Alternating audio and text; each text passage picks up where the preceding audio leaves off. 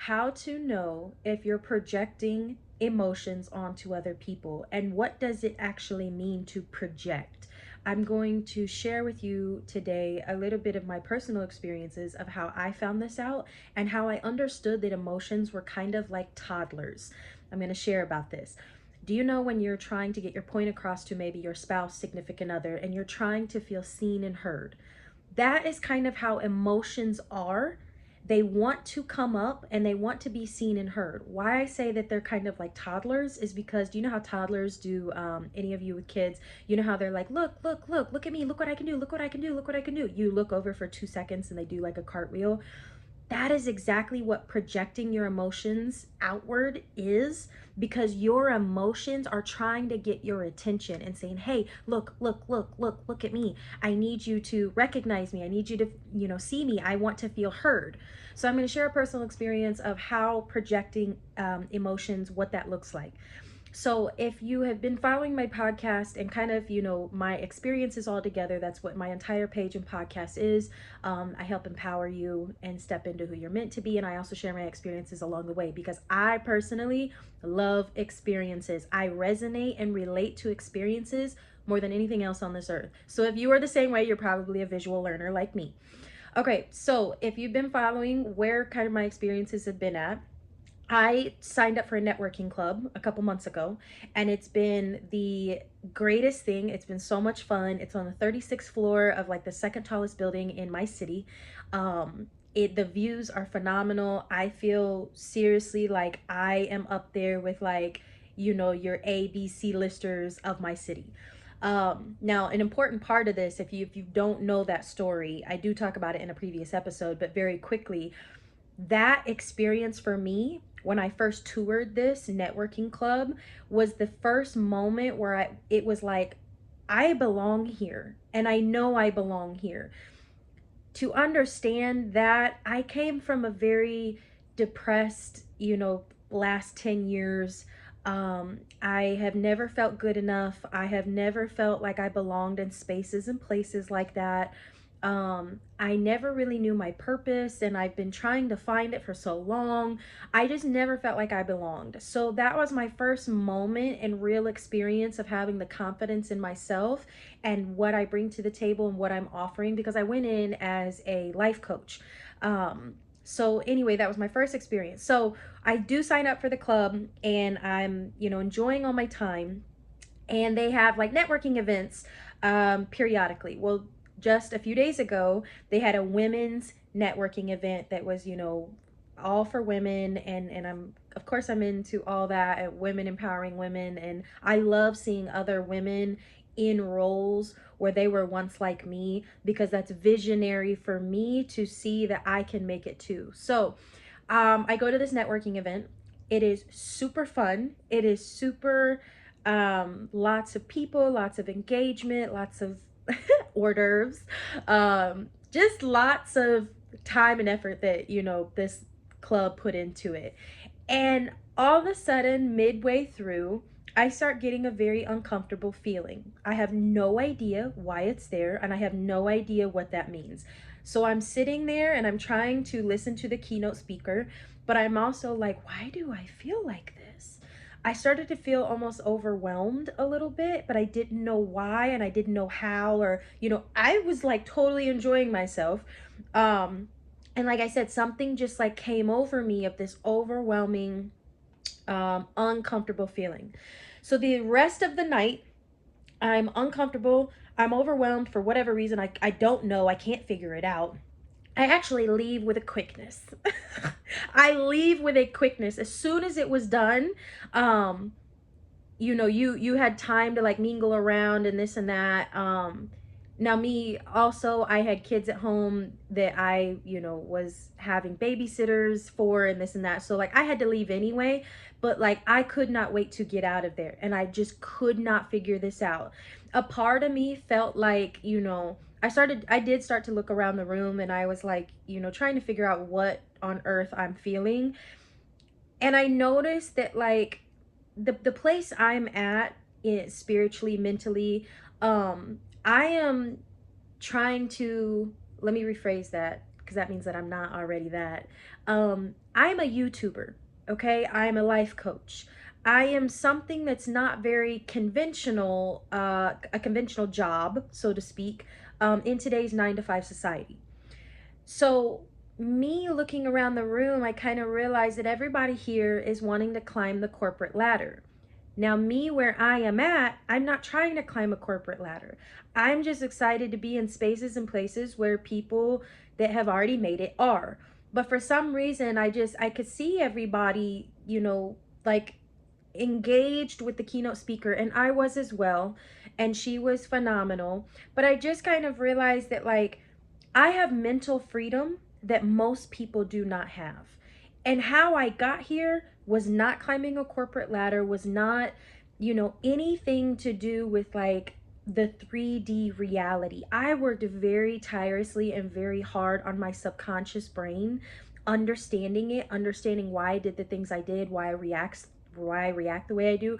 I have a very innate ability to self-reflect, and I earned mental freedom through the experiences and the rabbit holes that I have been down. Now, you're going to laugh, but I'm also a psychology student, so doesn't it fit, right?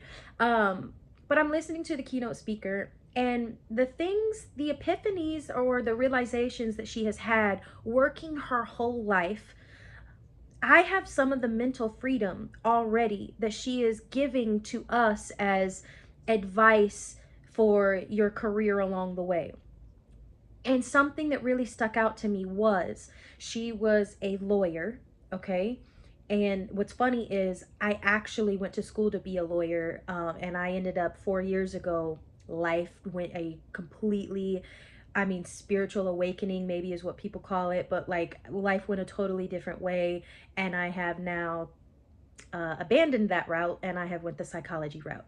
But anyway, so I understood what she was saying of her life is in 6 minute intervals.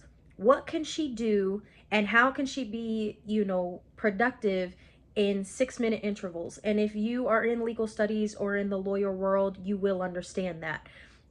If not, don't worry. That's just kind of how like the algorithm works in the legal field. So she's telling us her entire life has been built on 6 minute intervals. I think maybe that's around the time maybe I started to realize that maybe I got a little uncomfortable, because it was like I don't live that way anymore. Not saying I lived in 6 minute intervals, but I understand where she's coming from, of that's the job you chose. And so the job you choose, literally your life is surround you, or how do I say that? You surround your life around the job you choose. So I totally, and I've worked in law offices before, and I've worked under a lawyer before, a few different times. And so, like, I really understood what she meant. And I started to think about it as an entire life span. Now, this is her and her story. This is not everyone. I'm just saying it started to really make me think, oh my gosh, she still lives by that 6 minute interval. She doesn't really have mental freedom, okay? And what she is giving advice to us, of course, there were plenty of things that I took, but there were also plenty of things that I realized, like, I already have those things, and how blessed am I to have that mental freedom. So that's when I think I started to look around the room and realize that I think everyone in here is maybe that hierarchy of like the corporate ladder, when where I am at, I want to jump off the corporate ladder. I do not want to be on it. I do not want to chase it. I don't want anything to do with the corporate hierarchy and the corporate ladder, because the corporate plantation, the 9 to 5 hustle is not for me. And I'm a life coach. I'm a YouTuber. You see what I mean? It did not mix well with where I'm wanting to go in life. So I started to feel, without knowing, I started to feel like I didn't belong, but I did not know this yet. So that's where this uncomfortable feeling is coming from. That's where this kind of overwhelmed, like something just came over my body, like, I don't think you're supposed to be here. And it is nothing against any of those people there or the keynote speaker or anything of that. But imagine the best way I can explain this is, imagine that you want to be a soccer player. Okay, you want to be a soccer player so bad, and you go to a um, convention center with all football athletes. and they're telling you how to get to the NFL. That serves no purpose for you as a soccer player.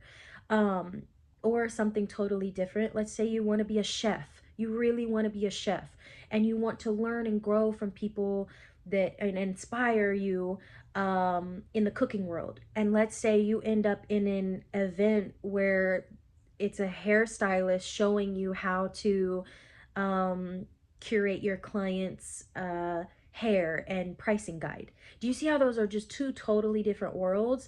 So immediately that's where I'm at. I start to realize I don't know if I'm in the right world or not. But then I'm also very overwhelmed because I'm like, I don't understand. Like, I felt like I belonged when I first came here. Now that does not mean that I don't belong here at all. I just started to self-reflect and the thoughts started coming in of like, okay, maybe the experience was for me to understand and like have the feeling that yes, you belong in these spaces, but maybe this is not the right space for you. So we're projecting feelings. I know I've been on a rant. So I leave the event with a quickness. I'm on the way home. My thoughts are just woo, they are just going, going, going. I'm trying to figure out what is happening. Um, and when I get home, I immediately started like nitpicking at things and I couldn't figure out why I was nitpicking at things. Like I get home and I start like literally my eyes started just like looking around the house of like something to like nitpick at, something to like say was wrong or complain about. And I was seriously like, what on earth is happening? Because I could feel it. I could feel me literally just like wanting to nitpick and I could not figure it out. So the last moment was, I'm starting to get frustrated with my kids.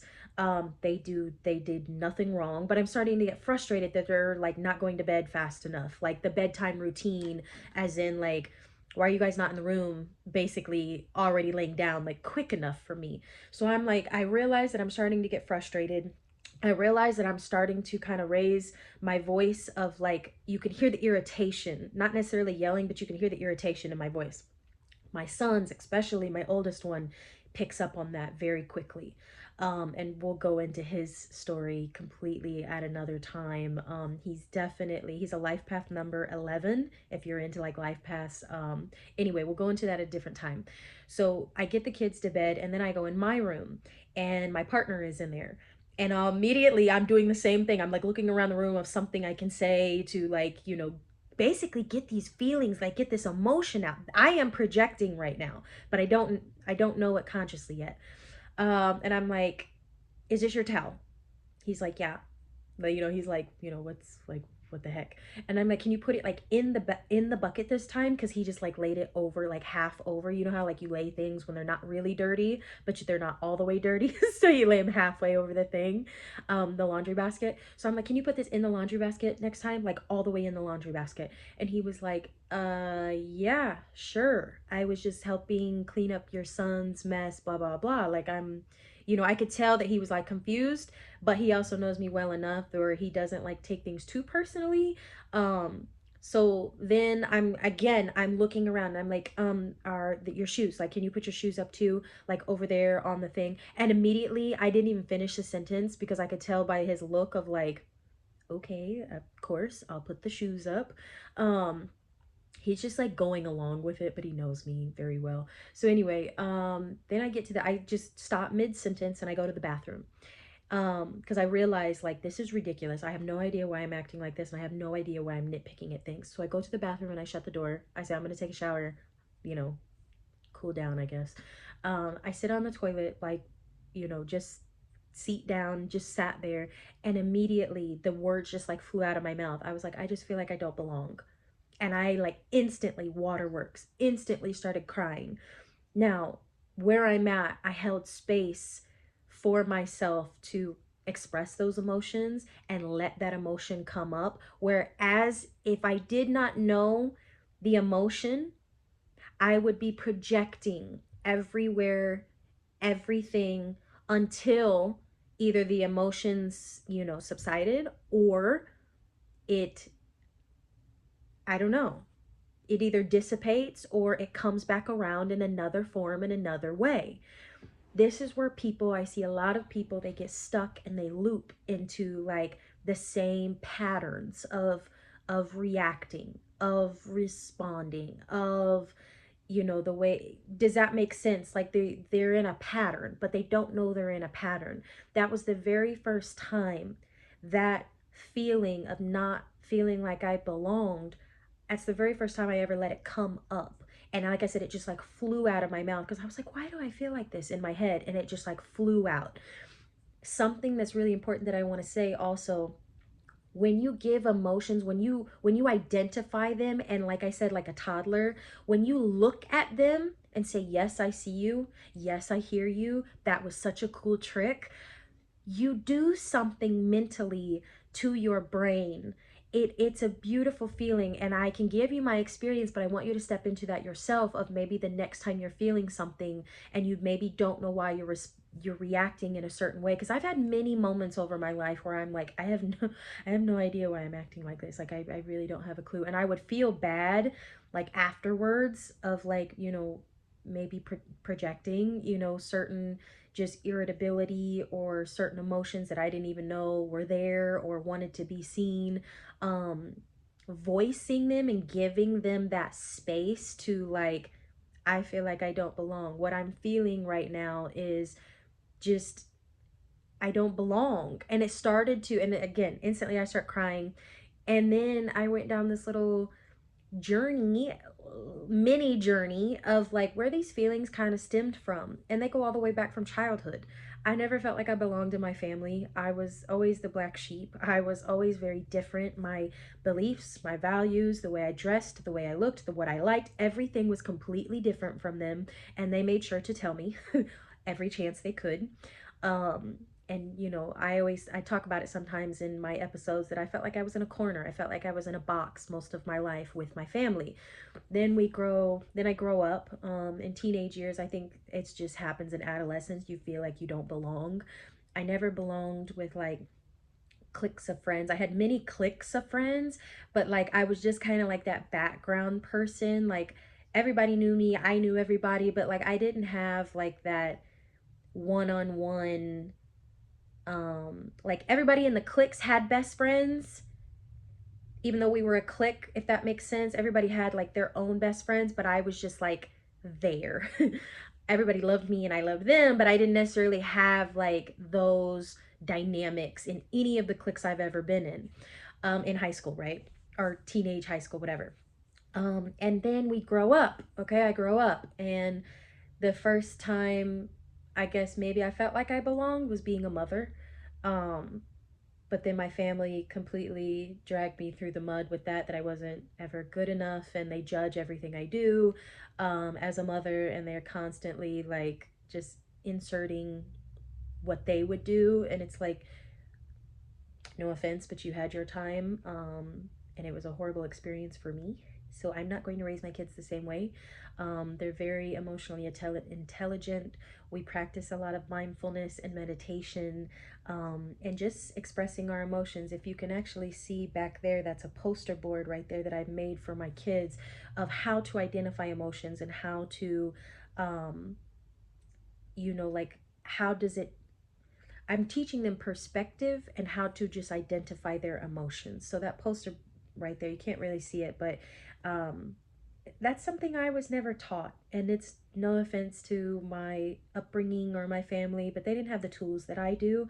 But since I do have the tools that I do, I refuse to carry on the same patterns. I refuse to carry on the same legacy of control and judgment and bitterness. I refuse. I'm not going to pass that on to my kids. So that's what I mean of like, they are, they hate the way that I raise them. It's a whole long thing. So anyway, they kind of took that away from me in motherhood of like feeling like I belonged, because then instantly, you know, we're out of childhood, but now I'm a mother, and now they're like coming back again of like making me feel like I'm not good enough and I don't belong. In jobs, I guess I never felt like I really belonged. And what's funny is, if we fast forward to today, I totally understand why I never belonged, because I had morals, I had values. I wasn't supposed to be in those places, but that's what those places taught me without consciously knowing at the time was for this moment right here of looking back through all my life. I felt like I never belonged. So when I get in, and that was a pattern in itself for me, okay, not knowing my power, not knowing that I am worthy, not knowing my value, not knowing, not having confidence in myself, not knowing that I am the brightest in the room, but I never had that power and I never accessed it. I've never tapped into it until, the past few years.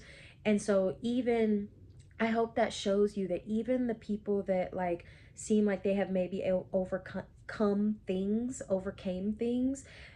patterns and subconscious blocks and beliefs still come up for me, and I have gained so much power. I've taken back so much power, but even still where I am at, things still come up for me, like that networking event, like me sitting down on the bathroom and I was just like, why do I feel like this? I feel like I don't belong. That was so monumental for me because one, I was able to come up with, okay, now that I know this, I have to constantly and consistently keep telling myself I was just in the wrong places. I'm the brightest in any room that I walk in. I know my power, I know my worth. Um, and I refuse to feel like this ever again. Now that this emotion has came up and I have like literally looked it in the face and said, okay, you feel like you don't belong. I hear you, I see you. Those emotions, they dissipate. That's healing. That is healing on so many levels and layers, where not saying that it won't come up again, because sometimes things come up in different layers for you to heal at a deeper level, but that was monumental for me. And then two, I was like, oh my gosh, I know that this would be a great video for someone out there, because I was able to recognize in myself of like projecting emotions onto people that had nothing to do with them. And I hope maybe you can all, because I know that was a lot, but I hope you can also see maybe from another standpoint of, if you are on the receiving end of somebody projecting onto you, I hope that shows you it's not you. It is their stuff, but they are unconsciously aware of it. Okay, and they're projecting because they don't even know what emotion is trying to come up. They don't even know how to identify what they're feeling, the emotions that they're feeling. Um, so I really desperately wanted to get on here today and talk about that, because I've been sitting on it for a few days of like, that was huge for me. That was so monumental for me. And I feel so good knowing, that I have brought something up in my awareness to work on and to completely rewire on a subconscious level. Which is what I work on, which is what I teach and preach all day long. If you're interested in coaching at all one-on-one with me, I'll put the link below. But we will see you next time.